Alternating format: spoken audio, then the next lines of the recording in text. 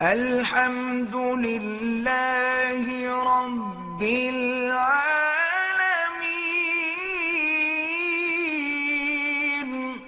اگر ایک لڑکی نے غلطی کی، اس سے گناہ ہوا، پھر اس کی شادی کسی دوسری جگہ ہو گئی، وہاں خوش توبہ کر لے، بس پھر مسئلے پوچھنے کی کیا ضرورت ہے؟ اب اس کی زندگی اچھی گزر رہی ہے، بلا وجہ یعنی باتیں کر کے اپنا گھر برباد کرنا چاہتی ہے۔ استغفار کرو، توبہ کرو اور بھول جاؤ، پھر گناہوں کا ذکر نہ کیا کرو۔ ہمارا ایک بیٹا ہے، اللہ مزید اولاد بھی دے، جن کے پاس نہیں ہے اللہ ان کو بھی دے۔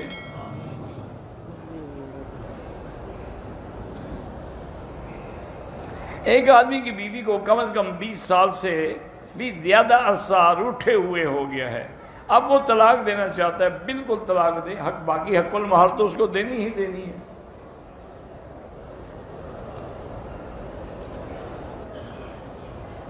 اگر کسی نے غیر محرم سے بوس و کنار کیا، اس کے بدن کو بھی چما، زنا تو نہیں ہے لیکن مبادی زنا تو ہے نا، اس لیے استغفار، اسی لیے اللہ نے حکم دیا نا کہ وَلَا تَقْرَبُوا الزِّنَا، زنا کے قریب نہ جاؤ۔ کیا معنی؟ یہی مسائل نہ کرو۔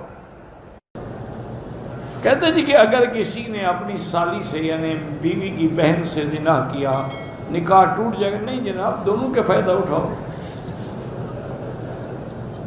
نکاح نہ ٹوٹے تو پھر تو لگے رہو گے نا۔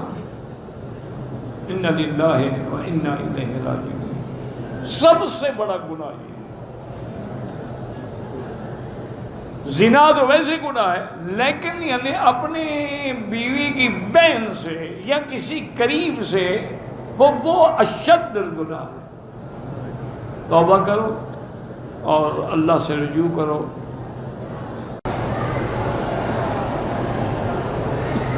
میں نے زنا چھوڑنے کے لیے نیت کی، 1000 نفل بھی پڑھی، توبہ بھی کی، لیکن مجھ سے پھر زنا ہو جاتا ہے۔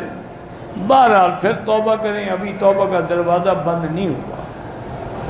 اور دوسری بات یہ ہے کہ جب تک اپنا ماحول نہیں بدلو گے کوئی فائدہ نہیں ہو۔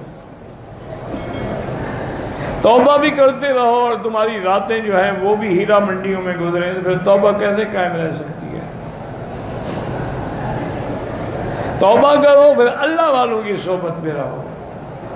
آج کل بہتر یہ ہے کہ تبلیغ والوں کے ساتھ نکل جاؤ 4 مہینے کے لیے، انشاءاللہ امید ہے کہ تمہاری اصلاح ہو جائے گی، باقی اللہ کے علم میں۔